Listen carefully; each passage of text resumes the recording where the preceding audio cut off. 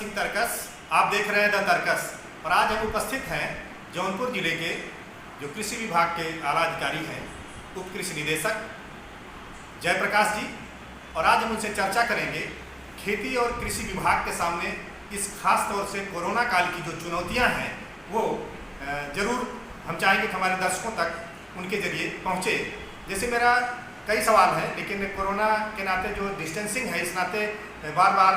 शायद मैं सवाल न कर पाऊँ, तो मैं 2-3 सवाल एक साथ बता दे रहा हूँ। मेरा पहला सवाल है कि ये समय आ गया है कि अब किसानों को धान का बीज दिया जाना चाहिए और उनको ढैंचे का बीज दिया जाना चाहिए, लेकिन अभी कोरोना चरम पर है और लोगों की जान जोखिम में है। तो कैसे कृषि विभाग इसको समय से और सही ढंग से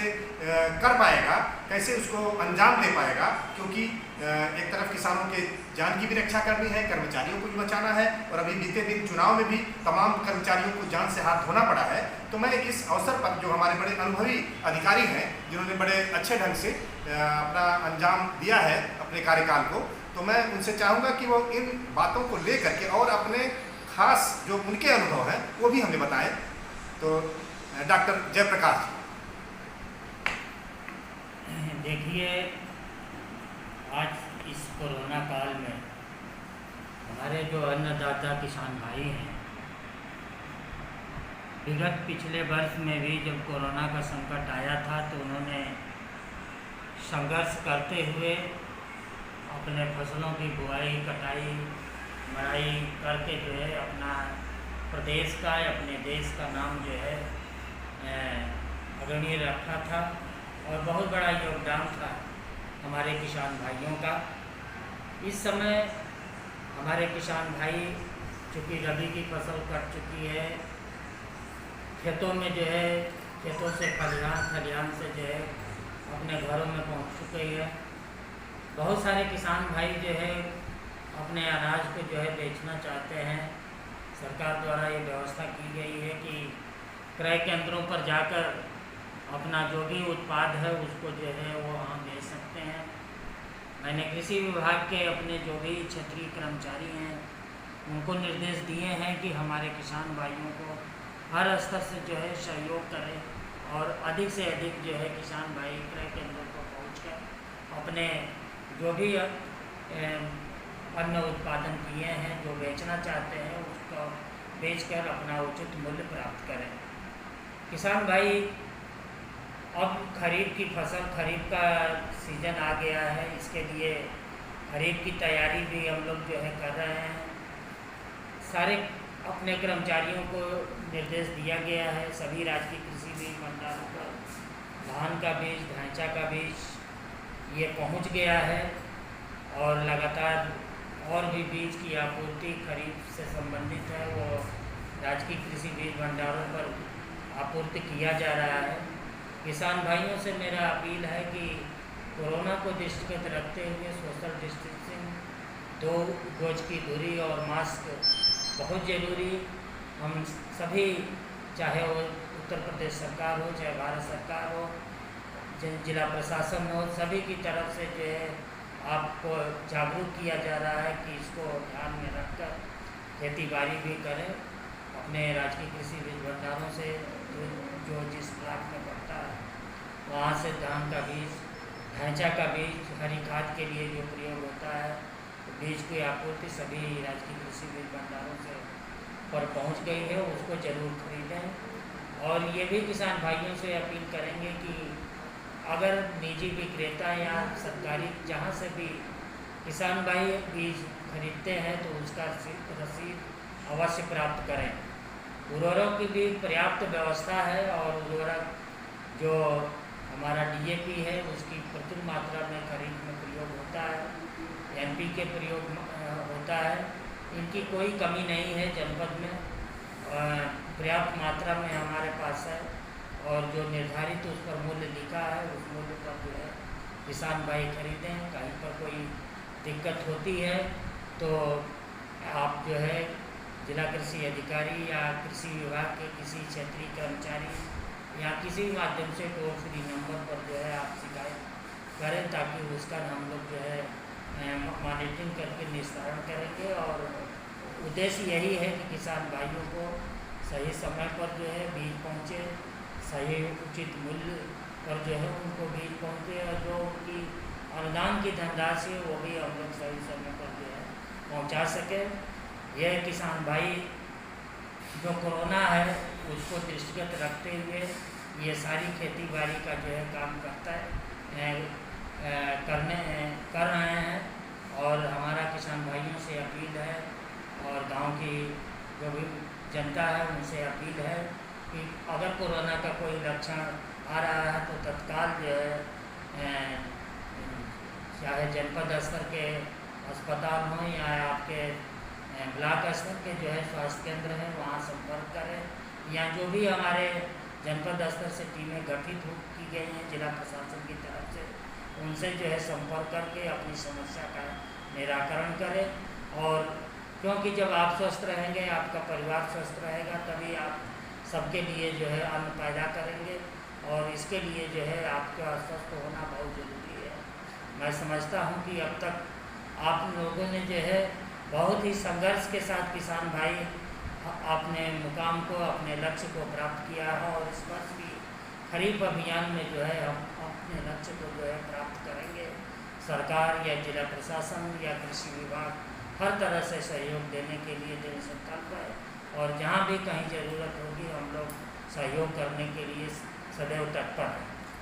डीडी साहब, एक सवाल ये उभर रहा है कि इस कोरोना काल में लोग काफ़ी भयभीत हैं, तमाम लोग कोरोना से ग्रस्त हुए हैं, तमाम लोग बीमार पड़े हैं, लेकिन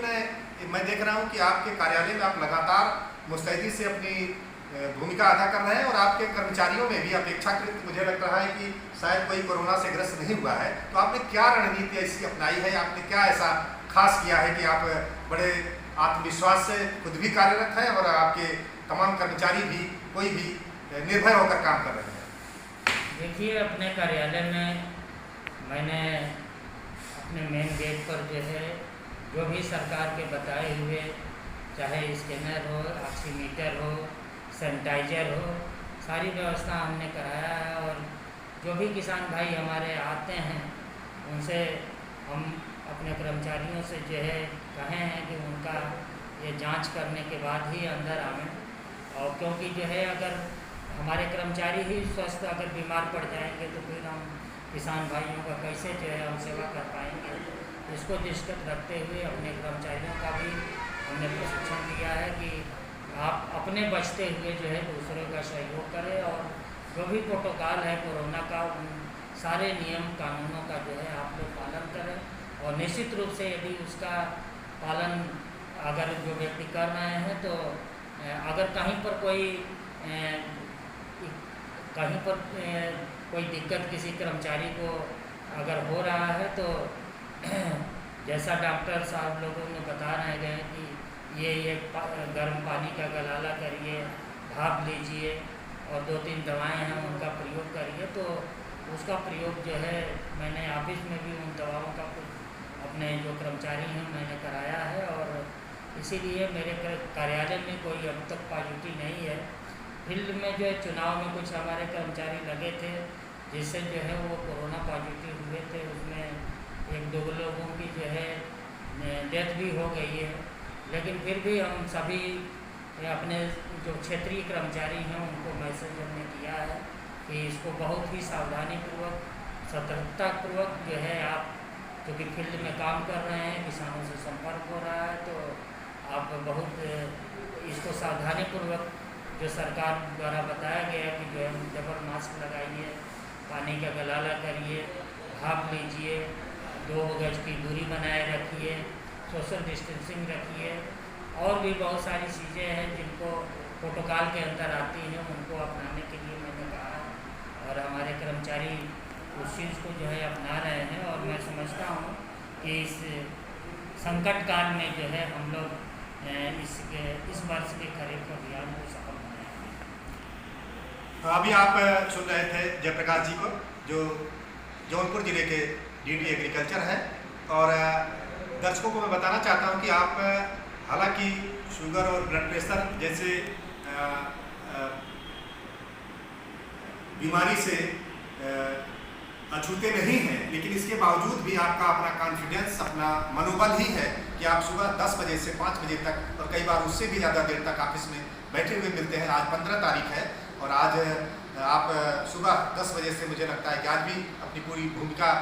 अदा कर रहे हैं। तो ये आप सभी के लिए, दर्शकों के लिए, विभिन्न कर्मचारियों के लिए, सबके लिए प्रेरणा का विषय कि हमारा कॉन्फिडेंस ठीक होना चाहिए, हमारा मनोबल तैयार रहना चाहिए। इस बीमारी से लड़ने के लिए, इस वैश्विक महामारी का सामना करने के लिए सबसे अधिक अगर कोई ज़रूरत है तो वह है अपने मनोबल की, अपने आत्मविश्वास की, अपने दृढ़ आत्मविश्वास की। और इसी दृढ़ता के बल पर ही हम जीतेंगे और इस महामारी को पराजित करेंगे और अपने देश, समाज और अपने विभाग के सारे कार्यक्रमों को सही समय से अंजाम देंगे। वैसे डीटी साहब अपने सही टाइम पर सही काम करने के लिए जाने जाते हैं और मैंने देखा है कि पिछले 2-3 वर्षों में आपने कई चीज़ें यहाँ लीक से हट कर की हैं। यहाँ जैसे चारदीवारी की बात है, कार्यालय के सुंदरीकरण की बात है, महिलाओं के अलग से शौचालय की बात है, इन सब में आपने काम किया है और आप हर बार कुछ सोचते रहते हैं हर साल कुछ नया और बेहतर हमें क्या करना है। तो मैं अब अधिक बात न करके अंत में चाहूँगा कि अगर वो कुछ किसानों के लिए, लोगों के लिए या कुछ नया करने जा रहे हैं, इसके लिए कुछ बताना चाहें तो अपनी बात बताएं।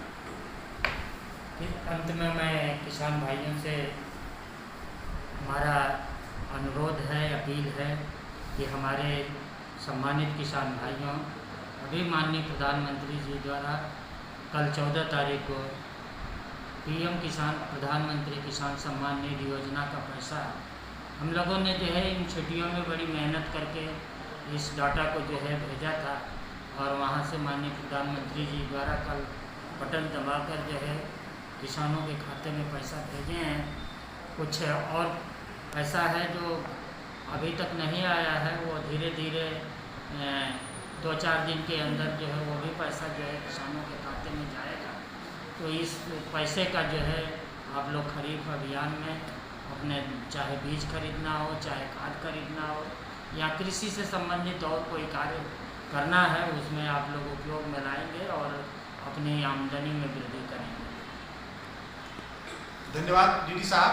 किसान का सम्मान और देश का उत्थान,